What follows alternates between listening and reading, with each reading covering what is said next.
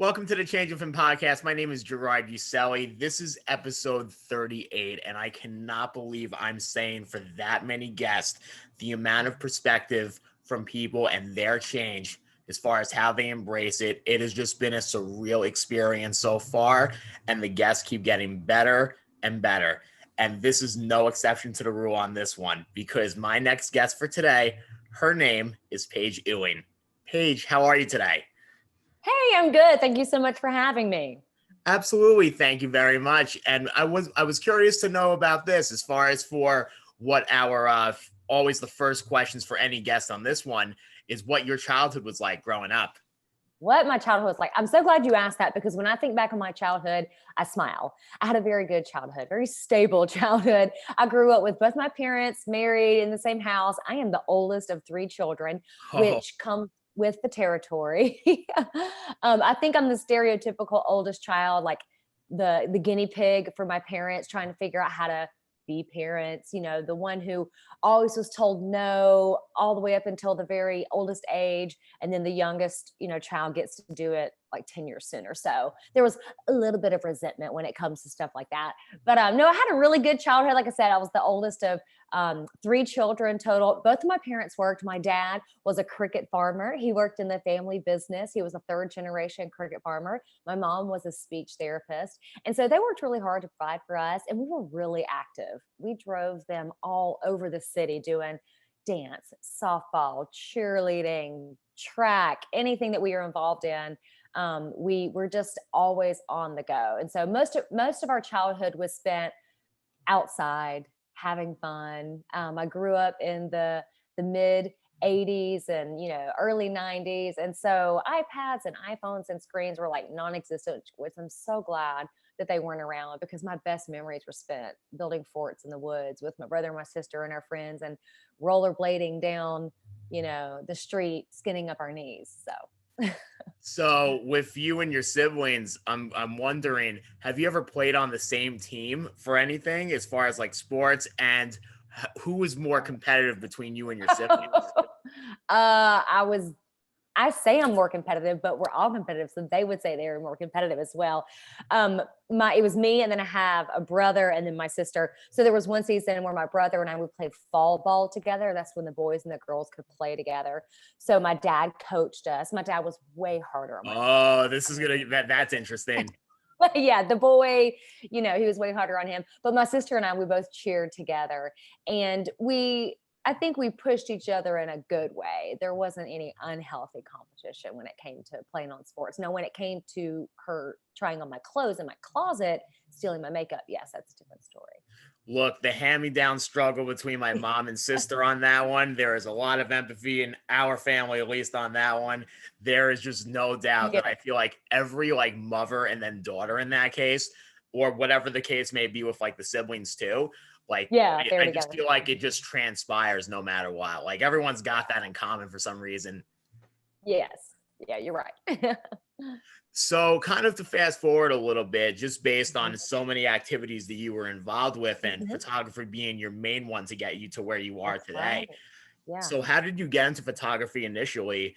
And what was the first shot you've taken where you felt like you had talent in it? Good question. So in 2010, I began my photography career, Paige Ewing photography. I was self-taught. I didn't go to college and say, I want to be a photographer. But I love looking back. I think the reason why I got into photography is because I love telling stories. Pictures tell stories, you can just capture so much in just one snapshot. So I love being able to tell the story through my perspective and the way I saw it, and through my, lens, physically and, hypothetically. I had my first child. I had my first baby in 2009, and every parent gets it. When you have a child, you are obsessed with taking their picture. And at that time, camera phones weren't as good as they are now. And so I bought a Nikon DSLR. It was a Nikon D50. They don't even make them anymore because they're so old. And it was just the kit lens. And I thought I was the best thing in the whole wide world because my child was just so beautiful. Every parent thinks that. And you're like, I am the best photographer ever. And it's really just your cute kid who's like stealing the show. So I really was obsessed with just taking her picture. But it wasn't until I stepped down from my career at the time, I was a teacher and cheerleading coach, to be a stay-at-home mother. And then I picked up photography and I took my child's pictures to be developed at Wolf Camera, who they're not even open anymore. But a clerk at Wolf Camera said, "These are really good. Have you ever thought about being a photographer?" And I thought, no, I know nothing about photography. But she planted a seed of that potential. I could do it. It could be done. So go to the internet, start Googling questions and figuring out the answers to it, and just practice, practice, practice. Take a lot of horrible, bad pictures, all in auto mode. But eventually you get better and you learn to really love it. And that's really what launched my photography career. And then you asked another question. What was it about a picture, or the Oh first yeah. picture? Well, what was the first picture you feel like you've taken where you feel like you really had talent in it? I think it was going back to my daughter's picture. She was probably 5 months old, where she was not old enough to sit up. And so you balance their little wobbly bodies and then lean back and take the picture real fast before they fall over. Oh, there you And go. there was a picture in there. I thought, this is really good. And it was confirmed by the Wolf Camera clerk. So thank you, Wolf Camera clerk, for planting that seed in my mind. And thank you to my now 12-year-old daughter, Avery, for letting me balance her to try to take her picture as a baby. What's your favorite camera setting? Oh, I love a low aperture. I mean, I say low aperture, the number is low, but technically you say it's a high aperture. Anything that can get like down to a 1.4, 1.8, because that background is just so creamy and dreamy and blurry. So I like bright shots. I like a lot of sunlight. Anytime I can get a sun flare, or any, orbs and stuff like that coming from the sunshine, I love that, because it just, to me, breathes life into an image. So I love anything that's going to be low aperture number and something that's going to breathe a lot of light into the camera. Well, I'm gonna say this: sun is the natural Photoshop for photography. Yeah. Sun's, you don't even need technical, lights and all that kind of stuff that I'm using here. If you have sunlight, you just go for it. And maybe this could be a different answer from the question I asked before. So every picture paints 1,000 words. Which Mhm. one is your favorite story behind the picture you've taken? I like this because the picture that, there's so many, but the picture that I want to share a story about now is a picture that I took before I became a photographer. It was with my Nikon D50 that I bought because I knew I was about to have my first child. And I took the picture of my mom and my mother-in-law both meeting their first grandchild for the first time, Avery, my oldest daughter, while I was still in the hospital bed. I knew they were coming in. I was like, Michael, my husband, give me my camera. I want to get their reaction. So I'm like laying in the hospital bed with that ugly gown on, just giving birth, But I had to capture the moment of their faces. And I love it because their faces are horrible because they look like this. They're like, Hmm. they're just so overjoyed with emotion of meeting their first grandchild for the first time. And it's a mid cry, mid Kim Kardashian ugly cry, but just there's so much joy. And every time I go back to that picture, I remember where I was. I remember who we were surrounded by. And it was life changing for everybody in our family because she was the first grandchild for both sides of the family. So to me, that one was the best one. Oh, that's absolutely incredible. And it's such an interesting thing when you look back on all the photos you take and you just Mhm. wonder to yourself, like in those moments, you feel like that's the only day where that story can just fit in for what Yes. it was. Like it's just Yes. very interesting scenario of time to be in. It's beautiful. And someone quoted this, I don't know who, but I keep re-quoting it because I find it so true, is that pictures remind, what is it? Pictures remind the heart what the mind forgets. So you can look Yeah, back that's at that powerful. picture and you may have forgotten the details, but your heart doesn't. So you can look back and say, oh, yeah, I forgot about that, but now I feel it and remember it. Absolutely. And next question for you is now, as you've underwent severe transitions in your life now, especially after the passing of your father, which I'm very sorry for your loss Right. on that. What is your perception of change today for you to get to where you are now? Mhm. Well, to kind of set the scene up, I was thinking the other day, what was the most traumatic experience in my life? And it was the loss of my father. And then 15 months later, I lost my brother as well. He was 33 and just too young to go. But you think everything is set. You think you have it figured out. Like, here's my path, here's my career, here's my role in the family dynamic, and this is how we all relate to one another. And so my father, a couple of years ago, was diagnosed with stage 4 cancer. Within 7 weeks, he passed away. And so it was so fast. He went to maybe 2 rounds of chemo. We weren't prepared to say goodbye. He had just turned 60 years old. And as I had mentioned earlier, he owned our family business, a cricket farm. Right. And so when my dad passed, my sister and brother and I, we all inherited the family business. So I'm not only dealing with a loss, an unexpected, somewhat early unexpected loss of my father, who I was very close to, who was really just the rock and foundation, of our family. As long as he was around, I always felt secure and safe, and I knew I was a child. And then when that parent role is stripped away, you feel exposed of, well, who's going to protect me?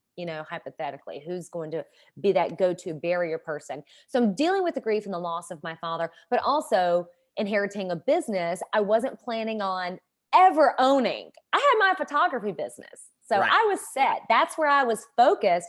Never once did I think, oh, I'm going to own a cricket farm. The world's largest and first ever cricket farm. Currently, it's a 75-year-old family business, and it's 4 hours away from where my sister and I live. So talk about changes. All of a sudden, you're faced with questions of, should you move your family to go and work there? And now what's that going to look like? My husband has his own job. And I had to make a decision. I can continue on with what I knew and stay in my role as a photographer, doing weddings, portraits, families, seniors, all the things that I've been doing for 7 years up to that point, or put it on the shelf for a little while and give all the attention and focus on what you have been given in this moment.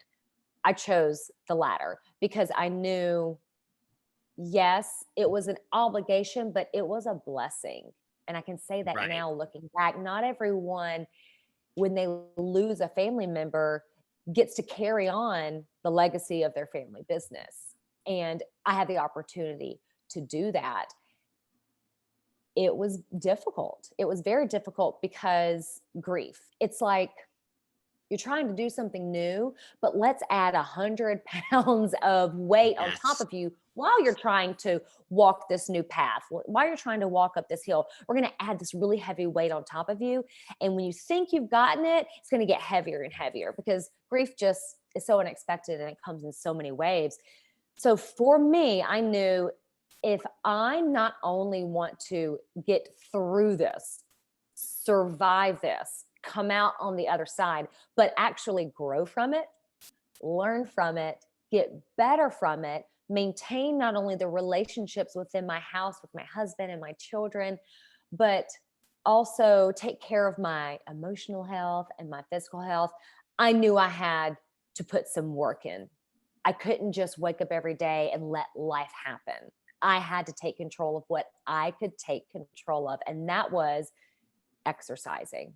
That was taking care of my spiritual health. I'm a woman of faith. And so digging into the scripture, making sure that I'm spending time in the word and praying and taking care of my emotions by going to counseling and going to therapy. That for me was when I said, ooh, okay, I know I'm not the only one who's going through transitions in life.